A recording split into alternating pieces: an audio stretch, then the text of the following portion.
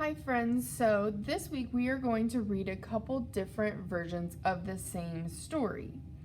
So today we are going to read Goldilocks and the Three Bears, and over the next couple of days we're going to read the same story just told a little bit different, and we're going to compare them and see how they are different. So this is the front cover of my story. This is the back cover. The spine. The author, Jim Islesworth, writes the story, and the illustrator, Barbara McClintock, draws the pictures. My title is Goldilocks and the Three Bears. Here's my title page.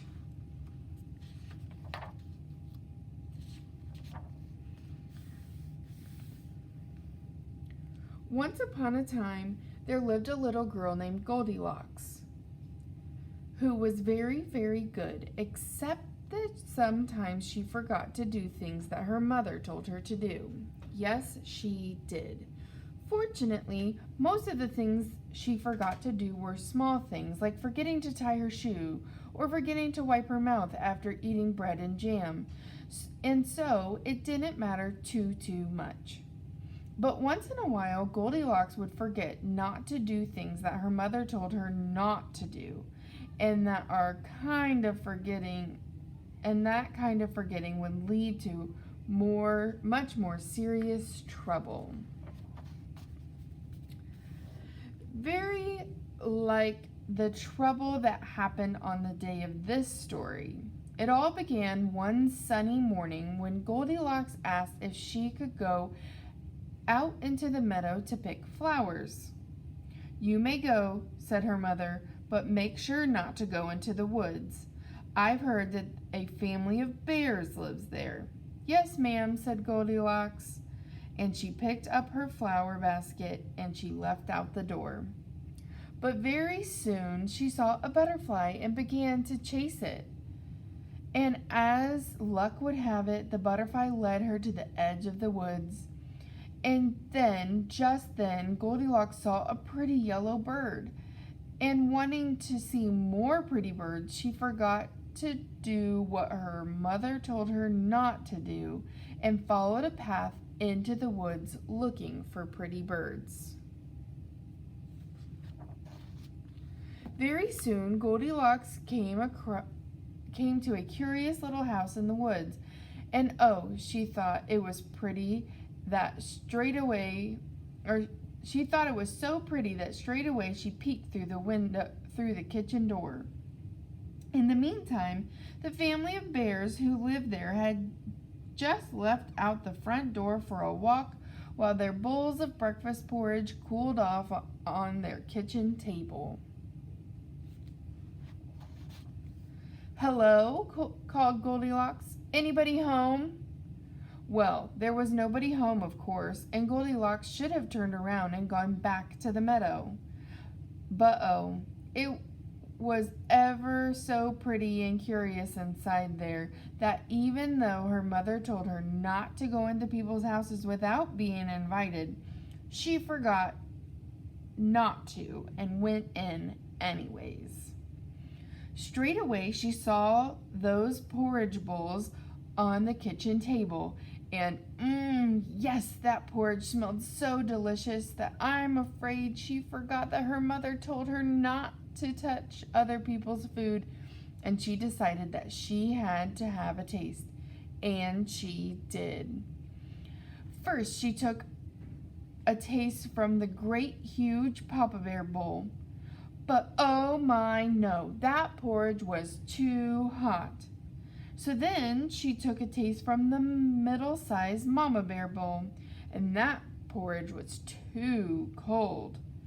And then she took a taste from the wee small baby bear bowl, and she found it neither too hot nor too cold, but just right. And so delicious that without really meaning to, she ate it all up. Then she went into the parlor, and there she saw 3 curious chairs. Goldilocks thought they were the most curious chairs that she had ever seen.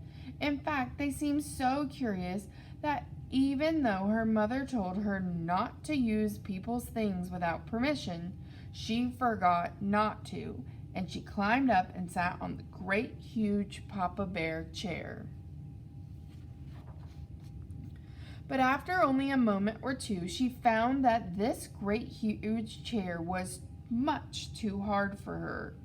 So she climbed down and she sat in the medium-sized Mama Bear chair. But this chair was too soft for her. So next she sat in the wee, small Baby Bear chair. In this chair she found neither too soft but just right.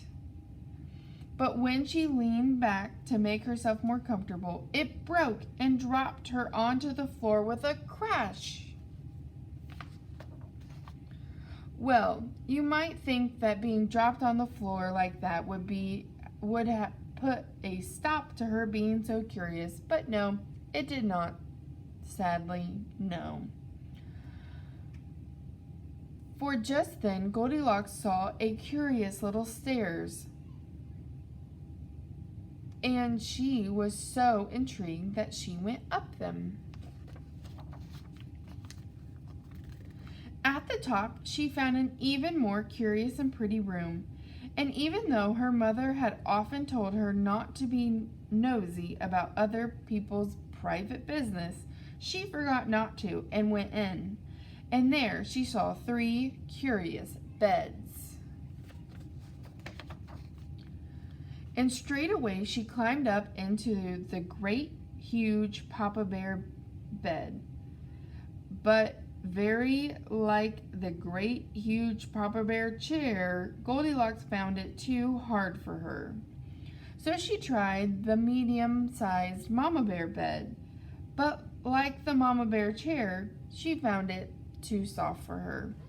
So last she tried the wee small Baby Bear bed, and yes, she found it neither too hard nor too soft, but just right, and so very, very comfortable that without really meaning to, she fell sound asleep.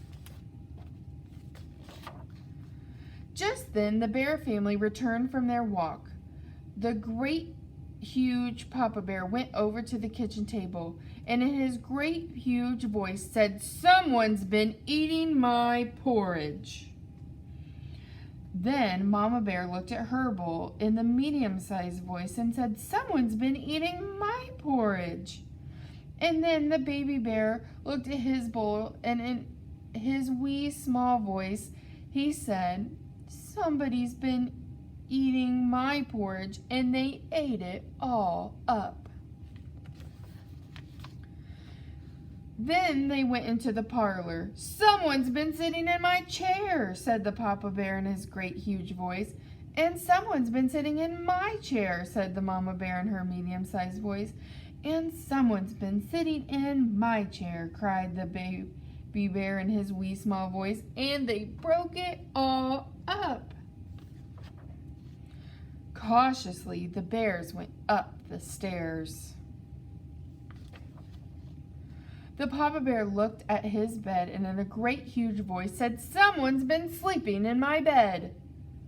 "And someone's been sleeping in my bed," said the Mama Bear in her medium-sized voice. "And someone's been sleeping in my bed," cried the Baby Bear, "and here she is." Just then Goldilocks woke up and she looked at the bears who were looking at her, and just as fast she remembered that her mother told her not to talk to strangers, and she didn't do it. No, indeed she didn't. Instead, she ran down the stairs, she ran through the kitchen, and she ran out the door, and she ran and ran and ran all the way home. And from all that I've heard, Goldilocks' scary experience there in the woods that day did wonders to improve her young memory. And while it's true that she still sometimes forgets to do small things like tying her shoes or wiping her mouth after she eats bread and jam. Goldilocks never, ever forgot to not do what her mother told her not to do. Ever, ever, ever again. So, in my story, we still have the characters Goldilocks and the three bears, the Papa Bear, the Mama Bear, and the Baby Bear. But from the story we read last week, it started out a little different. We meet Goldilocks first, and she is where? Where is she at? In the meadow. And she goes into where her mom told her not to go, the woods. The bears still take a walk. Goldilocks still eats the porridge, breaks the chair, and sleeps in the beds. And when the bears come back, she runs away. So, on Flipgrid, I want you to tell me, who are my characters? What is the setting, or where does it take place? And what are the events that happened in this story?